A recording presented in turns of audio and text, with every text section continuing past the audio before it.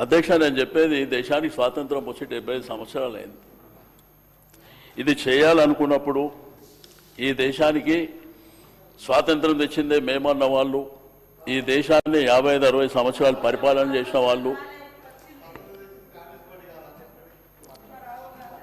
Okay మాట్లాడదామంటే మాట్లాడదాం, నాకేం అభ్యంతరం లేదు. రేపు మేము అధికారంలోకి మీరు రిజర్వేషన్ల కోసం అడిగే రోజులు కూడా వస్తాయి. అది గుర్తుపెట్టుకోండి.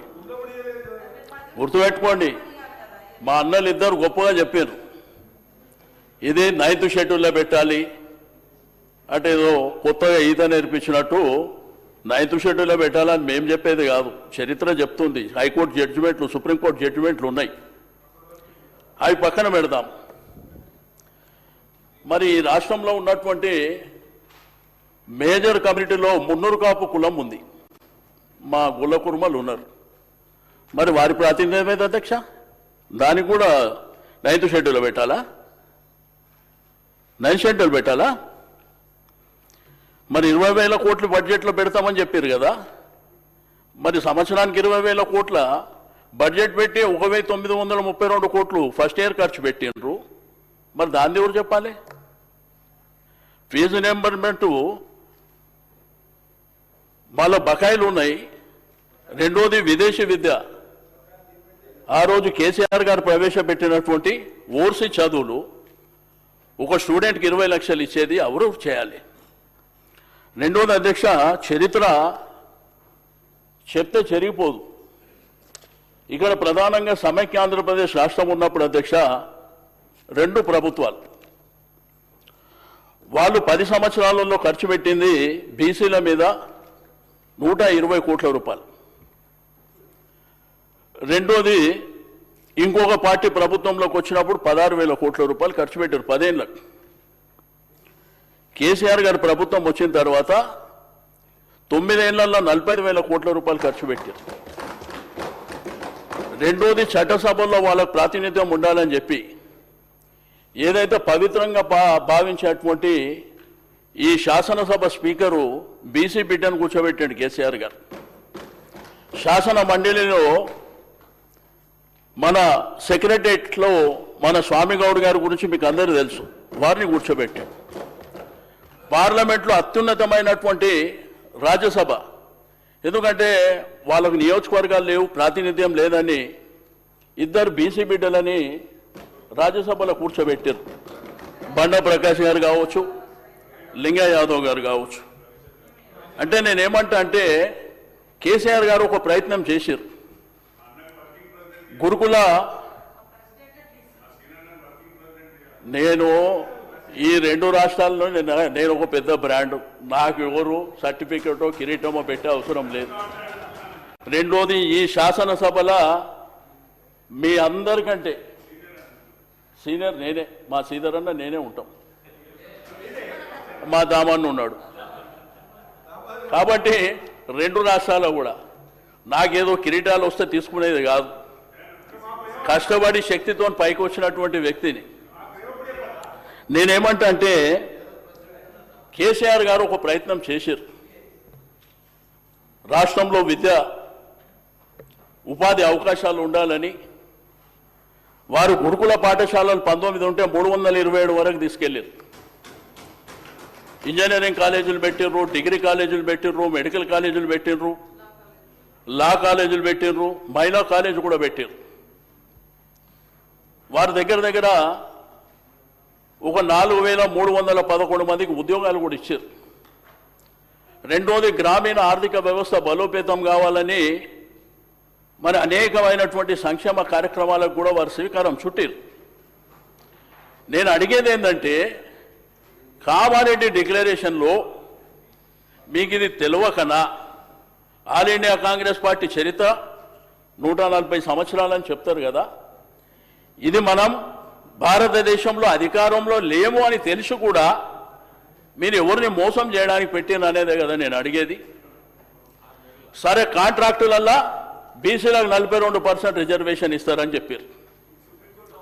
రెండోది సీనన్న మాట్లాడితే ఏం చెప్పిండంటే లోకల్ బాడీస్లా పార్టీ పరంగా ఎవరు ఇచ్చే అవసరం లేదు, గడిచిన 10-15 సంవత్సరాల నుంచి 65% లోకల్ బాడీలో ఉంటుందే బీసీలు. అది ఎవరు చెప్పే అవసరం లేదు. కానీ మొదటిసారి చరిత్రలో జనరల్ సీట్లలో బీసీలు గెలిచిందంటే ఇది దేనికి సంకేతం పోతుందో ఒకసారి గుర్తుపెట్టుకోవాల్సినటువంటి అవసరం ఉన్నది. దయచేసి నేను కోరేదల్లా, మీకు రిక్వెస్ట్ చేసేదల్లా, మేము ఈ సమాజంలో అగ్రభాగాన ఉన్నటువంటి వాళ్ళం. మా పాపులేషనే 51%, 56. కులగణన చేసిన తర్వాత దాన్ని 46కు తెచ్చారు. మీరు మైనార్టీలను కలిపిపెట్టారు, అది మీరు చూసుకోండి ఒకసారి. ఆ తర్వాత దళిత బిడ్డలు, గిరిజన బిడ్డలు, మైనారిటీ బిడ్డలు. నిజంగా మేము బయటికి వెళ్ళాలనుకుంటే ఈరోజు రాష్ట్రంలో అవేరే ఉన్నారు అందరు. మేము నిజంగా కూడా బయటికి వెళ్ళాలని సమాజం అనుకుందనుకో, ఆ తర్వాత జరిగేది మీ రిజర్వేషన్లు ఆడుకునే పరిస్థితి వస్తుంది అనేటువంటిది నేను ఈ సందర్భంగా తెలియజేస్తున్నా. ప్రపంచంలో ఎన్నో ఉద్యమాలు జరిగినాయి. తెలంగాణ ఉద్యమాన్ని మన కళ్ళారా చూసిన వాళ్ళం, మన కళ్ళారా చూసిన వాళ్ళం. కానీ నీతి నిజాయితీగా బతకాలనేటువంటి సంకల్పం ఉన్న వాళ్ళం. నమ్మించి మోసం చేయకండి, గొంతు కోయకండి. మీరు ఏదైతే చేస్తామంటున్నారో అది చేయండి. అదేమో 9th షెడ్యూల్లో జరగదు. మీరు బీజేపీ వాళ్ళని ఎందుకు అన్నారంటే వాళ్ళు హామీ ఇయ్యలే, మీరిచ్చారు. తెలిసి కావాలని మోసం చేయాలని మీరు హామీ ఇచ్చారు. భూసాని కమిషన్ వేసిర్రు, టేబుల్ చేసిర్రా, పబ్లిక్ డొమైన్లో పెట్టినరా, పెట్టలే. ఈ విధంగా ఎవరన్నా మాట్లాడుతుంటే అవి ఇవ్వండి అధ్యక్ష, అవకాశం నాకేమో అభ్యంతరం లేదు. నేను ఎవరిని విమర్శించడానికో ఎవరిని టార్గెట్ చేయడానికో నేను చెప్తలేను, మాట్లాడమన్నాడు, నాకు అభ్యంతరం లేదు. మంత్రి గారు, పెద్దలు, గౌరవనీయులు, సీనియర్ నాయకులు చాలాసార్లు మంత్రిగా కూడా పనిచేసారు వివిధ రాజకీయ పార్టీలలో. మరి ఎప్పుడైనా మీరు ఎందుకు ఎత్తలేదు అధ్యక్ష? సరే, 100 సంవత్సరాల నుంచి ఇది జరగలేదు, కానీ మా రాహుల్ గాంధీ గారు చిత్తశుద్ధితో సరే గతంలో జరిగింది చేసి చూపించాలని ఆయన భారత్ జోడో యాత్ర తర్వాత ప్రజలతో చాలా ఇంటరాక్షన్ చేసి మరి ప్రజలతో అనుబంధంతో ప్రజలు వ్యక్తం చేసిన అన్నీ కూడా అసమానతలను అర్థం చేసుకొని జిత్నా ఆబాది ఇత్నా ఇస్సేదారి అనే ఒక గొప్ప నినాదంతో బయటికి రావడం జరిగింది అధ్యక్ష. మీరు అధికారం లేకున్నా ఎట్లా ఇచ్చిరని అంటున్నారు. మా ఎమ్మెల్యే ఎలక్షన్ల తర్వాత నెక్స్ట్ ఎంపీ ఎలక్షన్లు అయినాయి సార్.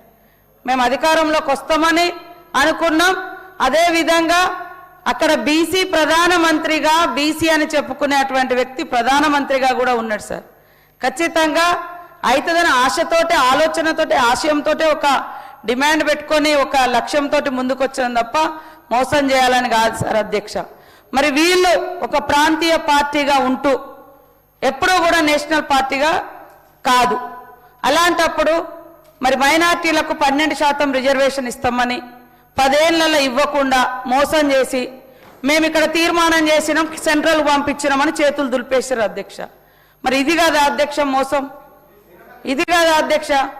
కానీ వాళ్ళు ఎన్ని మాట్లాడడం, ఇవాళ కులగణన చేసినాము, మొత్తం అంత డాటా అంతా తీసిండ్రు, కేంద్రం దగ్గర పంపించారు, ఇటు గవర్నర్ గారి ద్వారా రాష్ట్రపతి గారి దగ్గరికి వెళ్ళింది, అక్కడ ఉందని మీకు తెలుసు. మనం అందరం ఎట్లా సక్సెస్ అయ్యాము, దాన్ని ఎట్లా సాధించుకున్నాం అని కాకుండా మా చిత్తశుద్ధిని కూడా ఓకే లాస్ట్ కొన్ని సంవత్సరాలు జరగలేదు.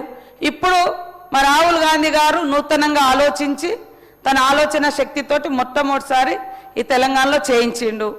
అన్ని రాష్ట్రాల్లో కూడా అది చేయాలని వారు డిమాండ్ చేసిర్రు.